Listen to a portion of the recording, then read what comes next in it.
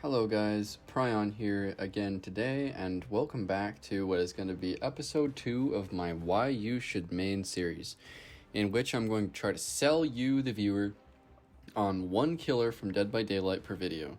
Now, we started off talking about the Dredge, and that video did a lot better than I expected it would. We had even some people commenting their opinions on the Dredge and such. So today, we are going to continue with the Oni. Now, I have been playing quite a bit of Oni recently since I decided to make this video about him. And if you want to play the Oni, that means that you want to play a strong killer. The Oni is solidly A tier on most people's list. He's not at the top of A tier, but he's also not at the bottom. However, he is balanced. Now, why is that? For starters, the Oni is a normal, basic M1 killer until he gets his power. So playing the Oni, especially against good survivors, is pretty difficult training for your M1 killer skills. Good survivors will pre-drop every pallet on you, pre-run away from every single generator, hold W all the time. Like I said, pre-drop every pallet. Players that know what they're doing in Dead by Daylight will do everything they can to make sure that you don't get the first hit on the Oni. That can be very frustrating.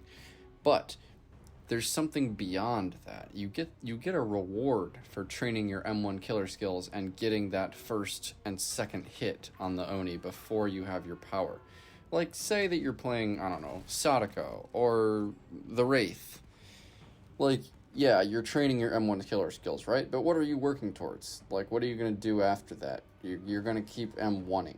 You're going to be like, oh, I'm going to teleport to the right TV. Wow, I totally got them this time as they run away from the TV. Yeah, that's not very satisfying. Not everybody can go for that. With the Oni, you get something different. You get Blood Fury. He is one of the only killers in the game that can quickly force slug an entire team. The Oni has adrenaline-pumping snowball potential. He is the snowballing killer. He snowballs faster and better than Plague with Red Puke or Starstruck Nurse even. Okay, maybe not Starstruck Nurse, but he's close with the right perks. And that's not something you can say for most killers in this game. Blood Fury is your skill, expressive, complicated power that you are rewarded with when you get good at M1ing good survivors. You can drift. You can flick the demon strike. You can drift the demon dash. You can juke around loops. Hell, there's even a clip in this video where I just like start demon dashing around a small loop, and oops, I'm going the other way, and that results in a kill. Like, there's so many different things you can do with demon dash and demon strike to like express how you want to play the Oni. Not only that, he has amazing perk synergies that fit in with his power and multiple different ways that you can viably play him. Now, I'm just going to give you guys a few, like, examples of build archetypes. Like, for example, you'd have, like, your normal killer slowdown build for, like, an M1 killer. You'd start out with probably Corrupt Intervention. You'd have a gen kicking perk. Those are really good right now, like Call of Brine, Eruption, or maybe both. And then probably Scourgehook Pain Resonance, because let's be real, everybody's using that right now. That's your basic M1 killer build, something that you would see on like the Wraith or Sadako or any other M1 killer. But it gets more complicated than that. You can make a build also that is designed to enhance Blood Fury. Now, I like to use builds like this. You want to take something like Lethal Pursuer to help you get the first hit, combine that with Barbecue to get the aura reading, because usually after you hook that first person, you're going to have your power. As soon as you hook the person, you see them on Barbecue, and you are off across the map directly to their location with your power. And then you'd want to take probably something like Infectious Fright, which is one of Oni's best perks. He is one of the best users of this perk in the entire game, so make sure you get the Plague if you're going to listen to me today and buy the Oni. And then honestly, the last perk is up to you. There's been a lot of different options in my builds. Like, you could put in a slowdown perk like there, right there, like Pain Resonance, or I think last time I was using Deadlock, because you just don't even have to do anything for Deadlock to work. And I think in this video you'll see me using Modern Abuse because... So Modern Abuse is great on killers that, like, can sneak up for a one-shot or something like that. Like, Modern Abuse messes with survivors' perception of how far you are from them. And when you're in Blood Fury, if survivors don't run from the gen, like, fast enough, that's the difference. That few seconds is the difference between you one-shotting them and them running away. So Monitor and Abuse, Oni is a great user of that perk. And I also think I'm using Superior Anatomy in this game too. And Superior Anatomy I've found is especially fun on Oni because it can mind game a lot of good survivors. They don't expect it. And Superior Anatomy, against those people that will pre-drop on you every single time, it really can speed up your blood gathering. Like, against people that would pre-drop every pallet, you can get a surprise hit with Superior Anatomy because they're not going to expect it at least the first time. Even if they're all on comms, it's still going to work the first time.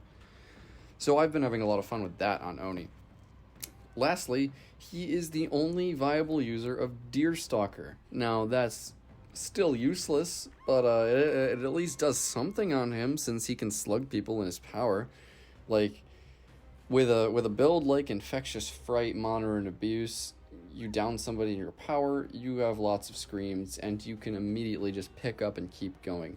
Nobody's going to want to go and try to heal somebody off the ground in the open against the Oni while he's in his power. Survivors are running scared as soon as you get that first down and they see that you have Infectious Fright. So, as long as you are effective with his power, there's so much different stuff you can do. And I think in this game, actually, you see me get a 4 slug with the power. So, like, just take it from me. This is one of the most adrenaline-pumping, powerful snowball killers in the entire game. But he's not so strong that you'll get bored of winning, like with Nurse or Blight. His add-ons aren't ridiculously good. He has good ones, he has awful ones, and he has ones that are just okay. And I think that's fine.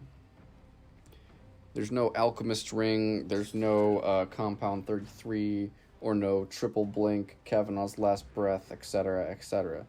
Like, you're not going to be instantly forking. You actually do have to follow the power curve until you get the snowball going. And honestly, that makes it more fun for me. Alright, last point. He's got amazing visuals, amazing sounds, and his Mori is absolutely brutal. Not every killer can say that. Okay, I will admit, he is really annoying on the loading screen. Like, tab out of Dead by Daylight if you're playing him. He just won't stop yelling on the pre-match screen. However, there's nothing more that instills fear into survivors when they're like all the way across the map working on a gen and they hear the roar of you entering your power. Like, you want to be powerful, you want to be feared by survivors simply for existing, but you don't want to play Nurse. Oni is going to be your guy for that feeling. So, honestly, I think that's it. Thanks for watching, everybody. Let me know in the comments what you think and if you want me to do a certain killer next. And I will see you guys later. Thanks for watching.